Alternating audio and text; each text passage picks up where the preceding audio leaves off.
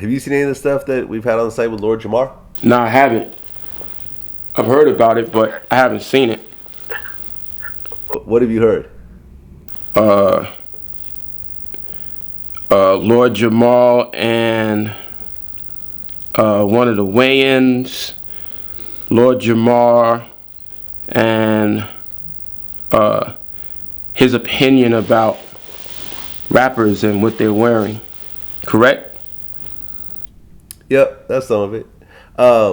Part of it was that in an interview we did, he felt that, hip hop, being a black art form, he felt that white rappers are guests in the house of hip hop. For me, the dynamics of hip hop is it's just too layered. Like, I came up where cats in the park and jams and shit were cutting up Billy Squire, and I got the big beat and We Will Rock You. So, and Cass was rapping over that. So I understand in some aspect the cultural, but I never put a color on it from my mindset, from my standpoint. So you have Vernon Reid from Living Color on your new album, right? Yes, sir. So, from what I understand of Living Color, they're one of like the only black rock and roll bands that really kind of gain any sort of prominence. Now, you have to say Bad Brains, you have to say Spies, you would have to say Fishbone. I mean, Well, Living Color kind of had that MTV love. When they came out, and they were all over MTV. Fishbone and Bad Brains was more, I felt, kind of more underground groups. okay. So, but, originally rock and roll was a black art form. And now it's you see, it's surprising almost when you see a black rock and roll group. So, can you, would you, in 50 years or so, would you be surprised if there was mostly white rappers in hip hop, or there was just more occasional black rappers? Kind of like how I'm trying to think. You can kind of say that in jazz to a certain degree. I think there's more of a mix now in jazz.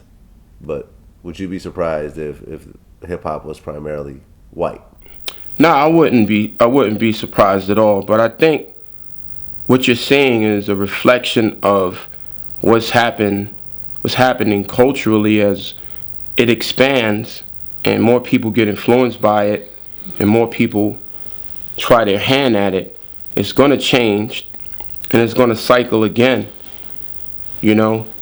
I think a lot of what was taken from blues, rhythm and blues, original rhythm and blues, and transformed into rock and roll, it changed it, and it changed again.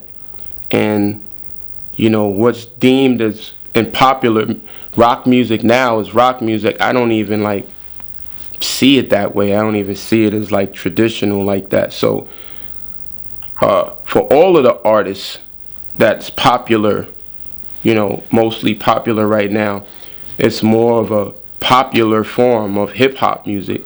It doesn't have the same soul and grit and grime that it did, years ago. And that's culturally, Mm-hmm.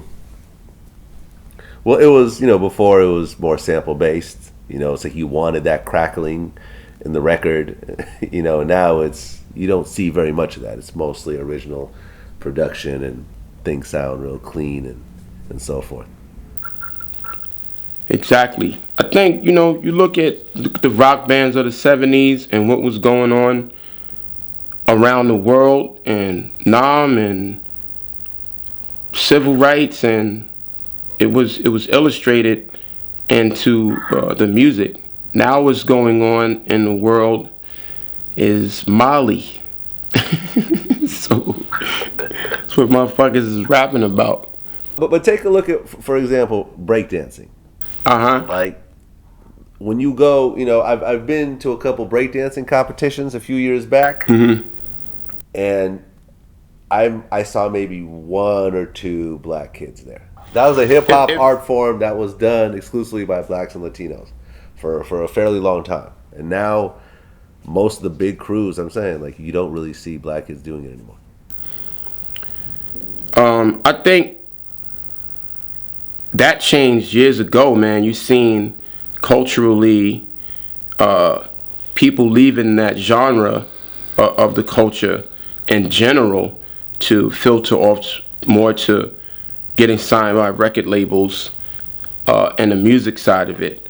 But that's a good point because, a lot of the writers were white, and it was mixed more on that side of the culture as much. A lot of the producers were white in, the beginning when hip hop started to, grow a little bit. So I think you're just seeing a reflection of how mixed the culture is and how global hip hop is right now as well,